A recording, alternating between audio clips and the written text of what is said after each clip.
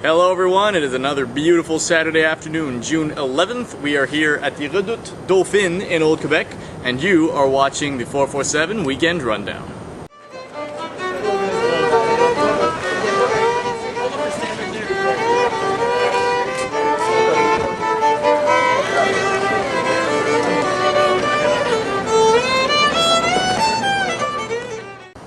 So I'd like to start by saying that Stephen Harper has finally done what Canadians have been asking for so long, and given vision back to politics. Because in a political reality where it seems we've been electing managers and not leaders, that's a rare thing.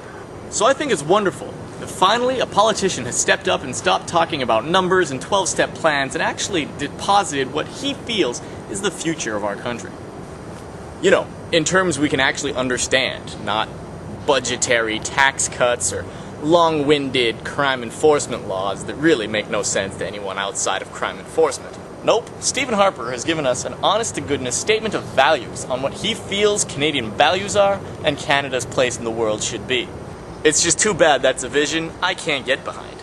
In his address to the Conservative Party yesterday, Stephen Harper congratulated himself for having used the last 2 mandates to bring Canada closer to the true Conservative values. Values that he feels are the true Canadian values. Now, I'll point out, we did just give him a majority government, so I understand he might believe that. What's troublesome is what those values exactly are.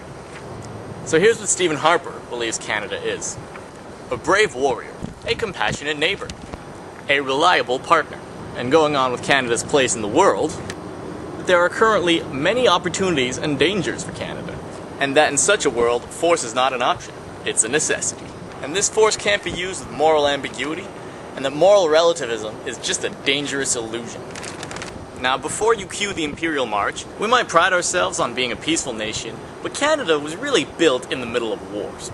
Foreign wars. So there'll definitely always be a place for military interventionist policy in Canada. But you know, I just don't think our foreign policy should be to speak softly and carry a big stick.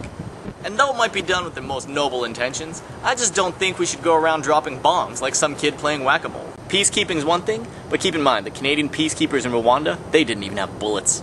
And while I think our way of life is great, we should definitely try to export it. We should remember that our way of life is great because we're not trying to cram it down anyone's throats. One peacekeeping mission at a time.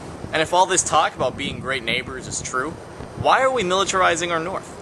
Really, who are we going to defend it against? The only other people who've laid claim to it are Russia and the United States. Even if we were to spend our entire budget on military equipment, we'd never stand a chance toe-to-toe against either. Now don't get me wrong, if we can't reason with the Muammar Gaddafis of this world, you know, the ones slaughtering their own people just to keep themselves in power, when push comes to shove, I want to make sure we can shove back. Then I'm not going to stop anybody from fighter jetting them up in the face, if you know what I mean. But when it comes time to dealing with our neighbors, the military option is just a non-issue. Then we need to realize our best toolbox is diplomacy. And gunboat diplomacy isn't in that toolbox. Even the most diehard conservatives surely can realize that. And Stephen Harper's a smart man. I'm sure he'll realize that too. He might just need a reminder. And if Stephen Harper doesn't know what to do with all that military power, well, I can think of some people in southern Quebec who aren't too happy about their new indoor swimming pools.